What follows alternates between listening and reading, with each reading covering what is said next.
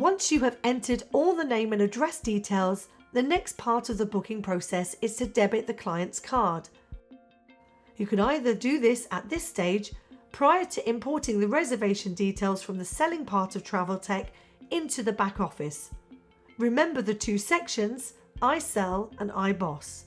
The first way you can do this is by entering the payment immediately using a debit or credit card.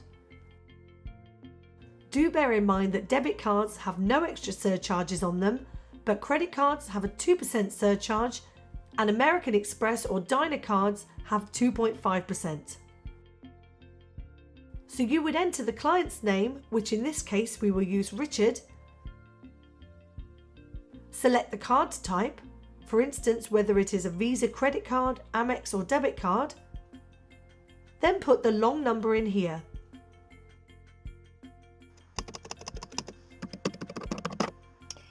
You will definitely need to have the expiry date at this stage, and you will need to have the signature strip digits. Then you put the amount you wish to debit. Although our total cost is £1,200, that doesn't necessarily mean that is all we are taking at this stage.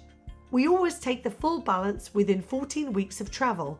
Outside of 14 weeks, it may be that the client just has to pay a deposit. The amount of deposit will be determined by the tour operator, bed bank or airline you are making the reservation with. Once you have put all of this information in correctly, you would make the booking. For this example, I am obviously not using a live card. The other alternative is to say you are taking this payment offline. Notice how all of this information is greyed out. In fact, let me just show you. If we say we are taking the booking offline, everything greys out, which means we can make the booking without taking the payment immediately. This is what we will do here. As soon as the booking is confirmed, it says here, booking request confirmed, and you can see a summary of everything you have just loaded manually. This is a good checkpoint to have a glance over to ensure that everything looks correct. If you are happy, continue. This booking now needs to be imported, and you can see we have been taken automatically to a pending import screen.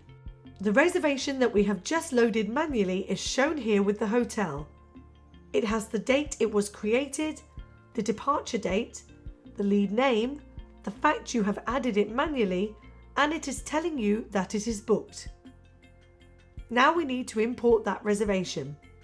Only once it is imported, we can go ahead and issue documentation, take the payment, and add anything else to the booking that needs to be added. Click on the blue to import, and now you can see we have our booking portfolio. The information is shown with the date it was made, departure date, balance due date, bearing in mind that this is travelling next year, the name of the client, and if we scroll down here, we can see the profit margin of this booking.